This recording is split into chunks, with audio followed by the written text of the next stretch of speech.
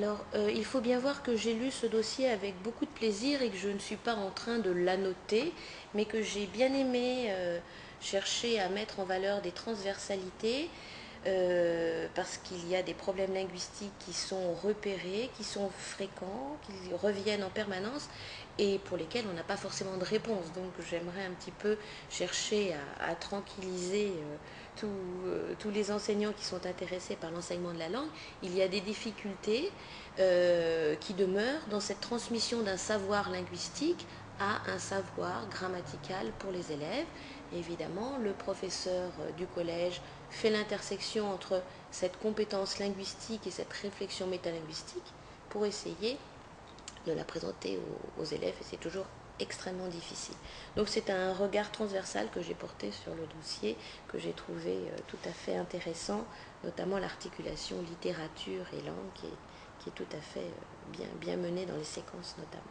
Alors pour en revenir à la terminologie grammaticale, je dirais qu'on a toujours envie d'avoir quelque chose de stabilisé, de noir sur blanc. Malheureusement, et ça c'est un constat très clair dans le dossier, on n'a pas cette terminologie qui est bien ficelée parce qu'il y a plusieurs théories qui sont sous-jacentes et derrière chaque théorie, il y a une terminologie particulière. Et quand on est du côté de la diffusion, de la vulgarisation pour le collège, le lycée et même pour l'école, eh bien, il y a une espèce de superposition des différentes façons de penser. Alors, quand on réceptionne ceci, on a l'impression que c'est de la confusion. En fait, c'est des réflexions linguistiques différentes qui se superposent. C'est des hypothèses différentes qui ont permis à un moment donné de se stabiliser en linguistique, mais ça se fait sur peu d'années et tout est rediffusé de manière globale. D'où cette perturbation, je dirais, au niveau de la terminologie. Alors, il y a des travaux, cependant, qui ont été faits. Donc, l'ouvrage de référence, c'est la terminologie grammaticale qui a été proposée. D'ailleurs, il y a des membres de notre équipe qui étaient dans ce cadre-là. Donc, cette terminologie grammaticale, c'est celle de 1997. Alors on se dit 1997, ça fait longtemps, est-ce qu'il y a des nouveautés? Je vais essayer de vous en parler. Donc dans cette terminologie qui a été proposée par l'inspection générale des lettres et puis un groupe de professeurs de l'université, on nous dit qu'elle remplace la nomenclature grammaticale pour l'enseignement du français dans le second degré établie en 75. Donc vous voyez, 75, 1997, et on est du côté du CNDP. Alors je vous lis juste peut-être un petit passage pour vous montrer à quel point en amont on a une préoccupation de pouvoir fournir une terminologie qui se tienne.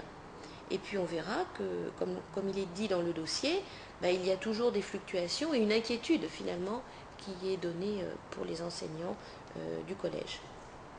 Donc dans le prolongement de la nomenclature de 1975 et dans le même esprit, cette nouvelle, on est toujours du côté du nouveau, nouvelle terminologie vise à donner aux professeurs de collège ou de lycée, ainsi qu'aux candidats au CAPES de lettres, un ensemble commun de termes indispensables à l'analyse du fonctionnement de la langue et à l'étude du discours.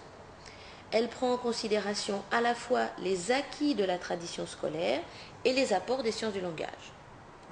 Ce volant. Elle ne constitue pas en elle-même un objet d'apprentissage pour les élèves. Elle n'est en effet ni un traité de grammaire, ni un programme d'enseignement. Il appartient aux professeurs de l'utiliser à bon escient en suivant les indications des programmes de leur classe et en tenant compte des besoins et des capacités de leurs élèves.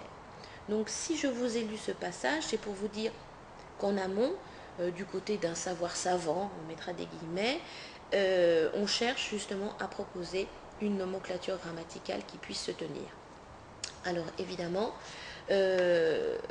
1997 c'est loin, et puis j'ai pu détecter par ailleurs des travaux qui ont été faits du côté de Dijon qui est intitulé De l'harmonisation de la terminologie grammaticale, et on cherche à faire un lien entre la terminologie grammaticale utilisée à l'école primaire et celle qui va être utilisée au collège. Donc si vous voulez, on voit bien que c'est un point de difficulté, qu'il y a des travaux, mais qu'en aucun cas je ne vois quelque part une harmonisation. Et je comprends donc l'inquiétude qui est donnée au niveau des professeurs qui s'expriment dans la nouvelle revue pédagogique, dans le dossier. Mais ce que je voulais souligner encore, c'est quelque part, c'est la volonté de Robien dans le texte, ça doit être dans les instructions officielles de 2008, qui nous dit qu'effectivement, il faut une nomenclature partagée. Mais alors c'est très compliqué, parce qu'il faut des termes qui soient compréhensibles par les enfants et qu'ils aient les mêmes que leurs parents et qu'ils aient ceux de l'école. Alors moi je dis ça très mal, donc je voudrais bien vous lire le texte que je dois avoir quelque part. C'est extrait du bulletin officiel du 18 janvier 2007, donc préparatoire à cette fameuse réforme de 2008. Donc un enseignement fondé sur une terminologie grammaticale commune. Donc on voit bien l'inquiétude des professeurs qui est prise en considération par les linguistes en amont et bien entendu par tout ce qui est officiel et tout ce qui est ministériel. Donc la terminologie grammaticale à l'école et au collège doit permettre aux élèves de faire naturellement le lien entre l'appellation des classes grammaticales et des fonctions et les réalités que chaque phrase évoque. Alors les arrêtés modificatifs des programmes qui seront prochainement publiés, on est en 2007, fixeront une terminologie commune. Terminologie commune, c'est ce dont tout le monde rêve, avec un souci de simplification qui n'exclura pas la rigueur, mais aussi avec un souci de continuité tout au long du cursus de la scolarité obligatoire. Ainsi, tous les enseignants de l'école primaire et du collège parleront le même langage grammatical. Et tous les éditeurs seront en mesure de proposer des manuels cohérents de niveau en niveau et comparables entre eux. Cette terminologie commune, simple et constante répondra par ailleurs au souhait des parents d'accompagner leurs enfants durant l'apprentissage de la grammaire de la langue française. Et c'est donc signé par le ministre de l'Éducation nationale, de l'enseignement supérieur et de la recherche, Gilles de Robien, donc en 2007. Alors je crois que là, on a vraiment un condensé là de le paradis.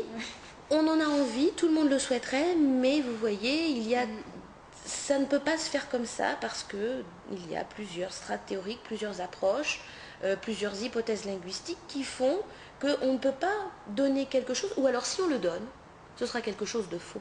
C'est ça qui est très gênant pour les linguistes qui cherchent à élaborer des fameuses terminologies grammaticales. Donc celle de 97, elle peut servir. Là, on en attend une autre.